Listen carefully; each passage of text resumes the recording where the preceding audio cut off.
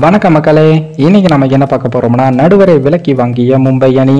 RCB vs Mumbai மோதிய போட்டியில் நடந்த தில்லுமுள்ளு வேலைகள். அதாவது மும்பை அணிக்கு எதிரான போட்டியில் கள நடுவர்கள் மற்றும் மூன்றாவது நடுவர் ஆகியோர் மும்பை அணிக்கு சாதகமாக செயல்படுவதாக ஆர்சிபி ரசிகர்கள் கொந்தளித்து வருகிறார்கள். மும்பை அணிக்கு எதிரான போட்டியில் ஆர்சிபி அணி 20 ஓவர்களில் 8 விக்கெட்டுகள் இழப்பிற்கு 196 ரன்களையும் குவித்தது. சிறப்பாக விளையாடிய டு பிளசிஸ் 40 பந்துகளில் 61 ரன்களும் 23 பந்துகளில் 53 ரன்கள் எடுத்த டிகே அவர்கள் அபாரமான அரை சதத்தை பதிவு செய்தார். அதேபோல் ரஜத் பட்டிதார் 26 பந்துகளில் 50 ரன்களும் சேர்த்து அசத்தினார். மும்பை அணி தரப்பில் நட்சத்திர வீரர் பும்ரா அவர்கள் 4 ஓவர்களில் 21 ரன்கள் மட்டுமே விட்டுக் கொடுத்து 5 விக்கெட்டுகளையும் வீழ்த்தினார். இந்த போட்டியில் நடுவர்களின் செயல்பாடுகள் மும்பை அணிக்கு முழுக்க சாதகமாக இருந்தது அப்பட்டமாகவும் தெரிய வந்துள்ளது.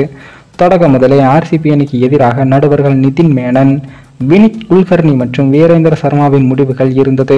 இது ரசிகர்களிடையே விமர்சனத்தையும் ஏற்படுத்தியுள்ளது. ஏற்கனவே ரஜத் பட்டிதார் அடித்த பவுண்டரியை ஆகாஷ் மத்வால் அவர்கள் தடுக்க முயன்றார். ஆனால் அவரின் உடலானது பவுண்டரி லைனில் இருந்தபோது பந்து அவரது தொடையில் பட்டது.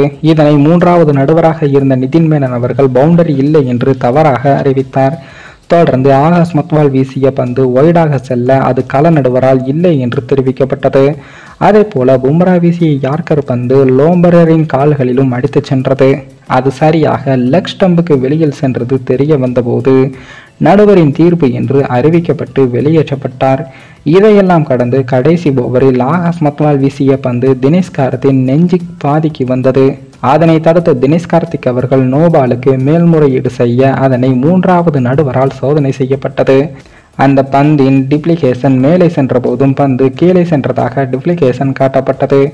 இதனை பார்த்த விராட் கோலி அவர்கள் பவுண்டரி லைனில் நின்ற நடுவர்களுடன் ஏதோ நோபால் இல்லை என்று வாக்குவாதமும் மேற்கொண்டார்.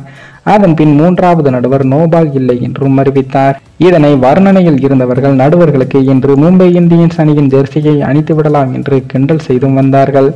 அதே போல நடுவர்களின் ஒரு சார்பு முடிவு ஆர்சிபி ரசிகர்களிடையே கடுமையான விமர்சனத்தையும் பெற்று வருகிறது.